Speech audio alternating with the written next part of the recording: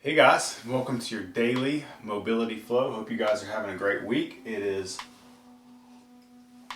currently really rainy and really gross outside, and it's making me sleepy. Maybe I'm the only one that ever experiences that, but maybe I'm not. We're going to start with my personal all-time favorite mobility movement, and that's we're going to tuck your toes like this. I'm going to turn this way. Tuck your toes. We're going to stretch out your feet, and then we're going to push back into a squat. Elbow on the inside of the knee, drive one knee out, drive the other knee out, and then we're going to walk it back, stretch your toes, sit back on the feet. This flow I do before every single squat session. Always. Every competition, probably even every run. This is always for me. Work the ankles, working both sides. This dorsiflexion here, opening up the hips, stretching out the toes and the feet. Little hip flexors, and then we're working plantar flexion on the ankle here. There is not much better than this for feet, ankle, and hip flexion extension. IMO, in my opinion. Look, I did this a lot. Sometimes I just do it just when I'm at the house. I just do it. I don't even, not for a reason, just get it done. If your upper back needs a little bit of work, you can add in a little reach at the top. Just do a couple more reps. This is probably more reps than I typically do when I do this on my own or when I do this pre-workout. But I used to have a pretty bad foot issue when I played sports growing up. It's I don't know if I was wearing cleats or what, but I would get this ridiculous pain right here in between my toe and my foot. And this opening up my arch has really helped. I still have issues sometimes if I push the sled too heavy and I'm wearing too soft of shoes and I get that toe kind of push off. I'll have to literally stop pushing because it's like a nerve thing. But making sure that my feet are nice and open, really helpful. All right, last one.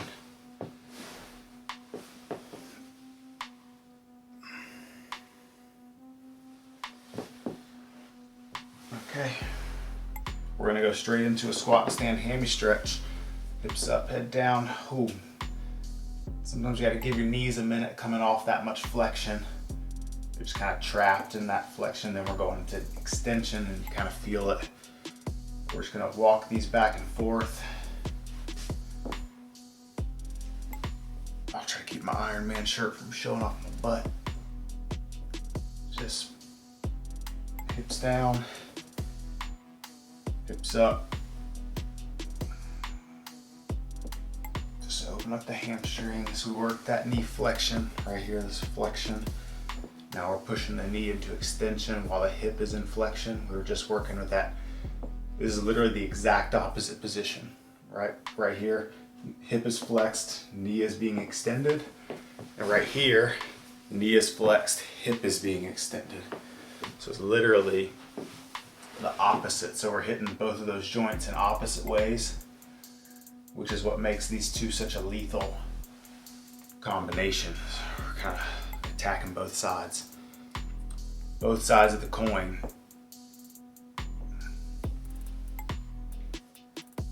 Hips up, head down. This does always start warming up my quads though. They start to get a little bit burny, a little bit lactic-y. So if you need to stand up and flush them out, go for it. But this is there's a reason I do this before I squat. before I work out because it's actually starting to prep the quads too by getting some blood flow, getting a little lactic response. All right, rest for a second. Coffee time. It is 10:27 in the morning, which is barely morning, and I normally try to not shoot these in the morning, even though you may do them in the morning, because honestly, let's get some pigeons. You know I love it. Pigeons are nice to use for like rest break. Get that outside of the hip opened up. But yeah, it's a nice rest break. But most of the time I don't shoot these in the morning. I shoot them in like the afternoon or late afternoon or even into the evening.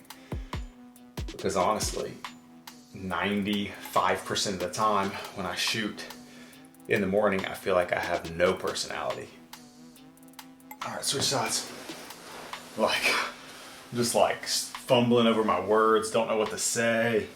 Which I don't know, maybe you guys would prefer that I shut up, but I just feel, like I'm not there in a place where I'm ready to talk to a camera alone in the room with no music on. But I'll switch back. One more. Just gotta use this lazy pigeon as a little rotation, little transition is the word I'm looking for, between a more active type of movement. We do that much kind of quad and forceful stretching in a way. I don't know if that's a good word. Definitely not. It sounds bad, but I don't know. It just feels nice to transition into something that's a little bit lazier. We're gonna go right back into being active with some hip flips. I'm gonna scooch back because I always walk myself forward. So I'm going, these are called 90-90 hip flips because my knee is at 90 here, my knee is at 90 here. And I'm gonna flip them both, trying to keep my knees at 90 degrees.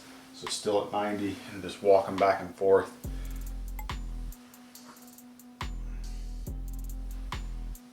For some people, if this is really challenging, I know it looks kind of easy, but it probably feels a lot worse than it looks. For most people, it might be a little bit easier to hold on to something that has a little bit of weight, to kind of give you the ability to keep your chest forward a little bit. But if you don't need any weight, don't use any weight. But we're doing a little more active. It is very important that you do this actively, that I'm using my muscles to lift my knees and drive forward, because we want better mobility. We want better active range of motion, not just better passive range of motion, because that's what's going to make us better athletes. All right, there are your hip flips. I'm going to let my knees relax for just a second. Do a little transition stretch here. I call this the lazy hamstring. Not real tight, not real wide, just kind of lazy and hinge over. Lazy hamstrings. I'm gonna add a little bit of, let me turn this way.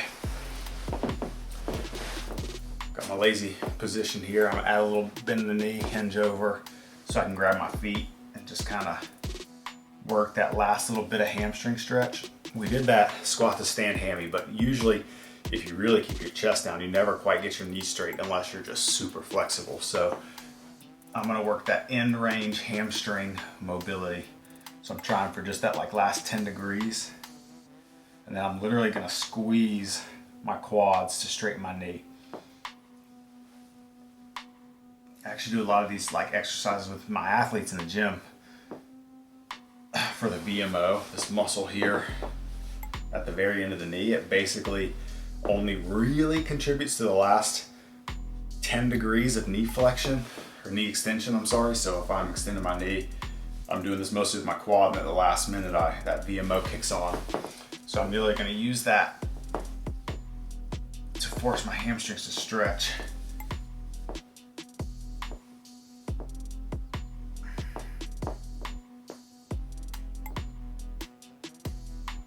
Good.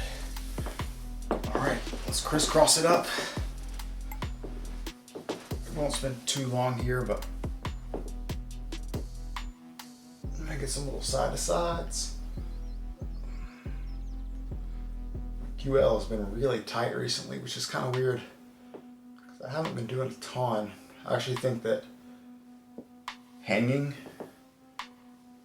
like from a bar is actually really helpful for me, and I really need to do it every day, but in my garage I don't have a pull-up bar yet, so I don't really have anything to hang off of yet.